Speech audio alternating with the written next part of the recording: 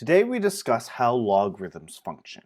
We're doing this because we need to be able to calculate the relationship between hydronium ion concentration and pH, and our success criteria for today is being able to explain the relationship between logs and exponents. So for most students in Chem 20, logarithm is a new type of mathematical function that you haven't encountered before. What a logarithm does is it allows us to figure out the exponent of a number if we make that number equal to a certain base. So often in chemistry, we work in what we call base 10.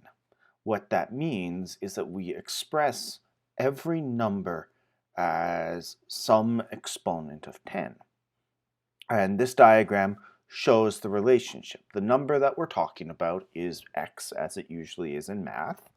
Our base is b in purple, and our exponent is y in red. And what logarithms allow us to do is they allow us to calculate the exponent that we need to raise the base to in order to find a certain number. Now, we won't always write the base down. That's much more of a math thing than a chemistry thing. So in chemistry, we don't actually show what the base is because we do it with the most common base that we use, which is base 10. And we use base 10 because metric system, everything is based around tens. So the logarithm is going to find basically the exponent we need to raise 10 to create any number. And while that might sound a little bit complicated, it's actually pretty easy.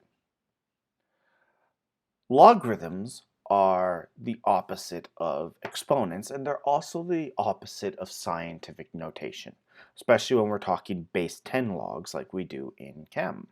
So log of 1 is 0. Why? Because 1 is equal to 10 to the power of 0. The log of 2 or of 10 is equal to 1 because 10 to the power of 1 is 10. 100 is 10 to the power of 2, so the log of 100 is 2. And the log of 1000 is 3 because it's 10 to the power of 3. You can also see here that we can write that as scientific notation. And this is where it becomes really useful for us because if we know the scientific notation of any given number, we can actually estimate approximately where what number the logarithm will give us, which means that that is a check we can use to make sure that our answers make sense. Okay, why do we need to know how these logarithms work? Well, we need to know how logarithms work because that's what the pH scale is based around. In 1909, Soren Sorensen created the pH scale. It's called pH because it's the power of the exponent of hydrogen concentration. Now, of course, with the modified Arrhenius theory, we now know that's not actually hydrogen ions we're counting, it's hydronium ions, but it still works the same. So the concentration of the hydronium ions in any given solution is equal to 10 to the power of negative pH. If you've ever wondered why acid is low and base is high on the pH scale, that's why. Because it's 10 to the power of the negative pH. So the smaller the number, that actually means it's much more concentrated.